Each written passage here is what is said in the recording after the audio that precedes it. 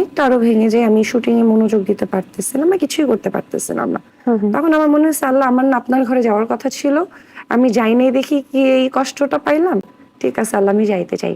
আমাকে সবাই কানের কাছে বলছে যে আল্লাহর ঘর দেখে, প্রথম কাবা শরীফ দেখে এইটা চায়, ও ওইটা চায়। আমার মাও বলে দিচ্ছে, আমার খালারা বলছে, কাফেলা থেকে অনেকে গেছিল, তারা আমাকে শিখাই দিচ্ছিল।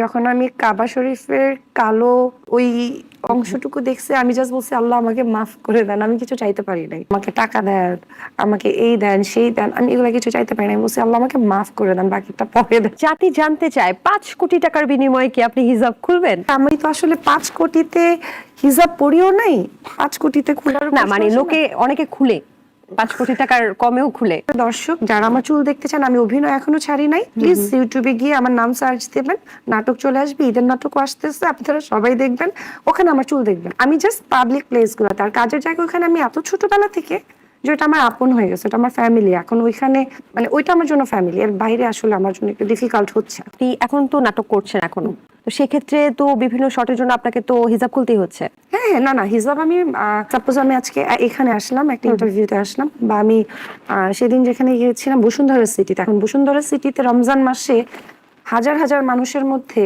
আমার ওই চিপা প্যান্ট, চিপা গেঞ্জি পরে যাইতে ইচ্ছা করে নাই। ইনফ্যাক্ট আমার ওমরা থেকে আসার পরে এইভাবে কোথাও বের হইতে ইচ্ছা মানে করে নাই। নরমাল লাইফে, আপনার ব্যক্তিগত লাইফে আপনি এইভাবে চলতে পছন্দ ভালো করছেন বা লাগছে, আমার স্বাচ্ছন্দ্য বোধ ভালো করছেন। লাগতেছে। হ্যাঁ, মানে আমি আচ্ছা। ওই যে অনেকে বলে না 5 কোটি, ভাই 5 কোটি নিয়ে আসেন, পরেরটা পরে দেখবো।